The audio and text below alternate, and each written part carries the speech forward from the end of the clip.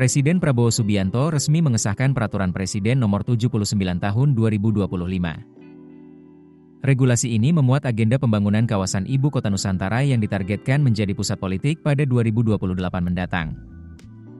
Perpres tentang pemutakhiran rencana pemerintah tahun 2025 tersebut menjadi bagian dari tahap awal Rencana Pembangunan Jangka Panjang Nasional 2025 hingga 2045, sekaligus penjabaran tahun pertama Rencana Pembangunan Jangka Menengah Nasional 2025 hingga 2029. Dalam lampirannya, pemerintah menegaskan bahwa perencanaan, pembangunan kawasan, hingga pemindahan fungsi pemerintahan ke IKN dipandang sebagai langkah strategis. Upaya IKN jadi ibu kota politik ini diharapkan mampu mewujudkan IKN sebagai pusat politik nasional pada masa mendatang. Pengertian ibu kota politik adalah kota yang menjadi pusat operasional pemerintahan yang terdiri dari eksekutif, legislatif, yudikatif, dan administrasi negara. Artinya, saat IKN jadi ibu kota politik, kota tersebut menjadi pusat pengambilan keputusan politik nasional, dengan peran pusat politik jauh lebih banyak ketimbang fungsi sebagai pusat ekonomi atau bisnis saja. Ibu kota politik tidak akan menggantikan Jakarta yang selama puluhan tahun menjadi pusat ekonomi, sehingga Jakarta tetap akan menjalankan fungsi sebagai pusat ekonomi dan finansial sebagaimana saat ini. Sementara IKN akan sepenuhnya menjadi kota yang fokus pada urusan pemerintahan, meski dalam perjalanannya IKN juga akan tetap berkembang sebagai pusat ekonomi baru.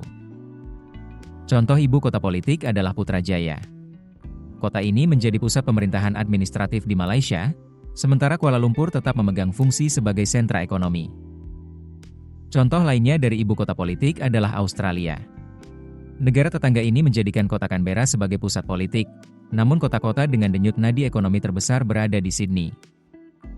Agar IKN benar-benar berfungsi sebagai ibu kota politik pada 2028, pemerintah menetapkan sejumlah target pembangunan, yaitu kawasan inti pusat pemerintahan seluas 800 hingga 850 hektar sudah terbangun.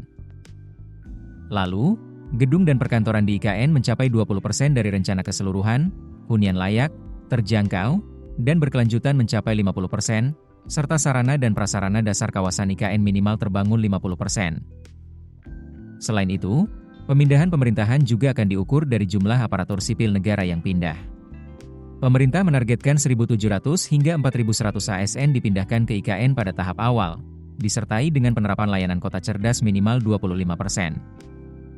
Pemerintah memprioritaskan sejumlah pembangunan penting di IKN, meliputi penataan ruang dan pembangunan kawasan inti pusat pemerintahan, pembangunan gedung perkantoran pemerintahan, penyediaan hunian berkelanjutan untuk ASN dan masyarakat, pembangunan infrastruktur dasar serta fasilitas penunjang kota, pengembangan sistem pemerintahan digital dan kota cerdas.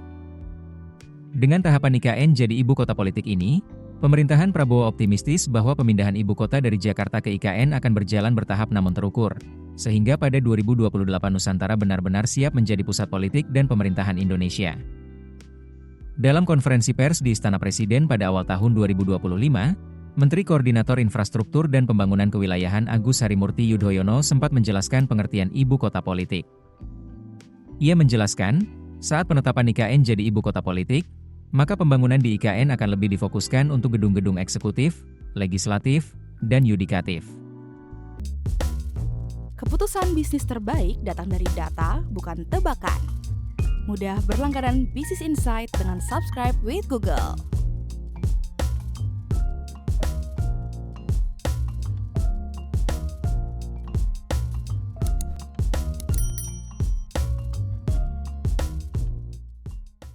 Download aplikasi Kontan sekarang di App Store atau Play Store.